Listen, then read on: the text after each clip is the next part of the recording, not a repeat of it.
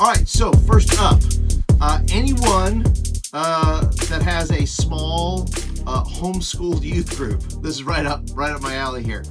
It says our teens want to grow in the group size, but they have no interaction with other people and so forth, other than people at church looking for ideas.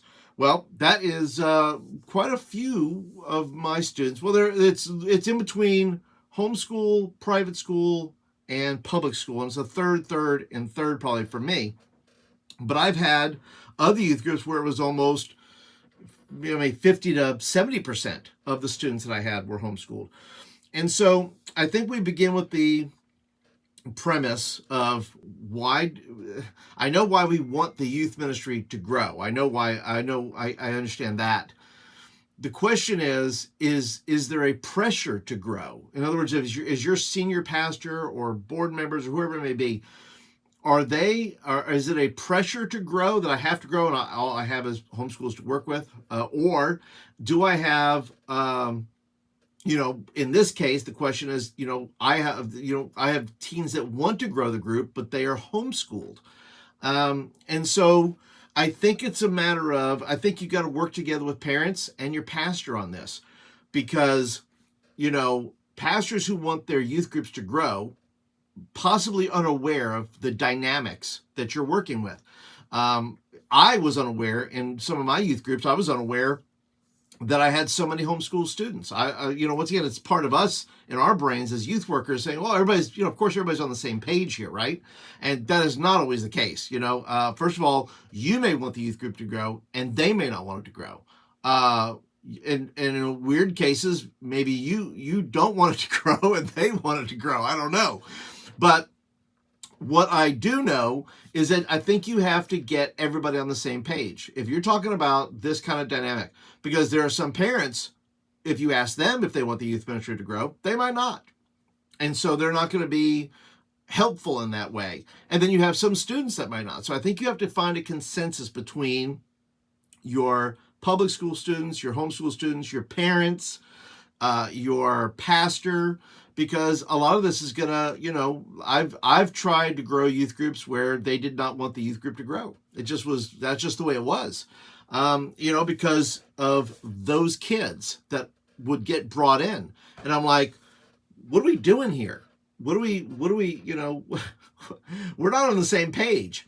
And so for me, trying to, put this puzzle together, you really got to start with getting everybody on the same page.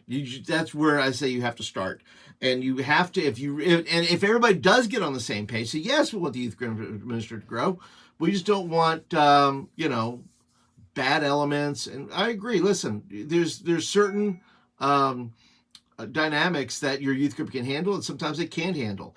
It depends who you're reaching out to, and can you bring them in? Is your church welcoming to them? Is your youth group welcoming to them? And if they're not, well, then, you're going to hurt yourself in the long run, because you're going to bring students in who are going to come into a group that doesn't really want them, that weren't on the same page as you. And now you have to teach them to love them when they didn't sign up for that in the first place, And so, so I'd say first and foremost, get everybody on the same page. Do you want the youth group to grow? Okay, what are we willing to do that? If we're homeschooled and have a lot of kids that just don't have contact, I would do maybe, use social media. And I've been pitching this idea to a lot of people, and I'm going to do it with my group here soon, where I put out a message that we're going to have youth at the local Jack's or wherever it may be, Taco Bell, and say, look, we're going to tag it up. If you were between the ages of 14 and 18, we're giving away free tacos tonight at wherever it is, whatever food you're giving away.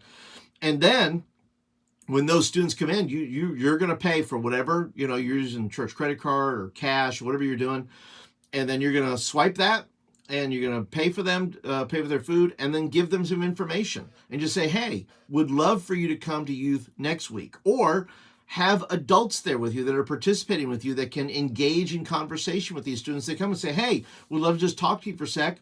Do you go to church anywhere? Well, hey, we'd love to be able to invite you and be a part. This is something we're doing as a youth ministry because we know that there are teenagers out there looking for community, and we would love to offer community to you. So I would definitely use social media in that way and do a go live and show what's going on, because I find that when that motion, that action begets action, right? And motion begets motion. That when you're filming it or you're going live or whatever you're doing with it, then that tends to pick up traction. You have content to be able to share with other people to show this is what we've done, and so.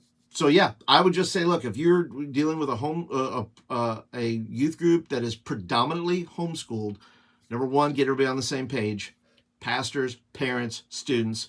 Then you decide on strategy. How do we want to do this?